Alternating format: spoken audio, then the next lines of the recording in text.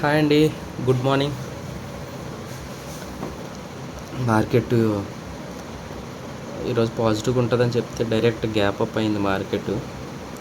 Okay, gap up అయిన తర్వాత 1 minute చార్ట్లో చూస్తే కొంచెం డౌన్ సైడ్ చూపిస్తుంది. సరే అని చెప్పి డౌన్ సైడ్ ఆల్మోస్ట్ 120 దగ్గర కొంచెం టెంప్ట్ అయి తీసుకున్నా. బట్ నాకు హోప్ లేకుండే డౌన్ సైడ్.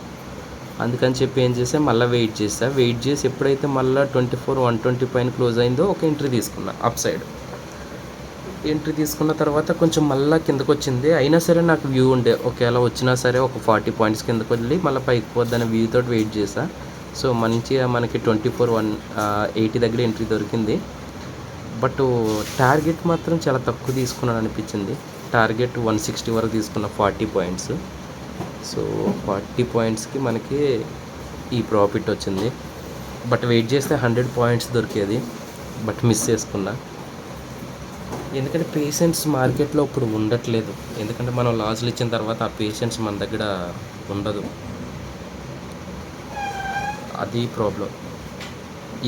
ఇది ఇలాగ కొన్ని రోజులు మనం కవర్ చేసామంటే నాతో పాటు మీరు కూడా లైవ్ ట్రేడింగ్ చేయొచ్చు.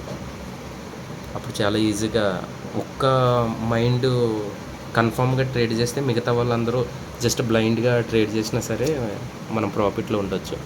సో నేను కష్టపడతా, మీరు నా వెనకాల ఇష్టపడండి. Thank you.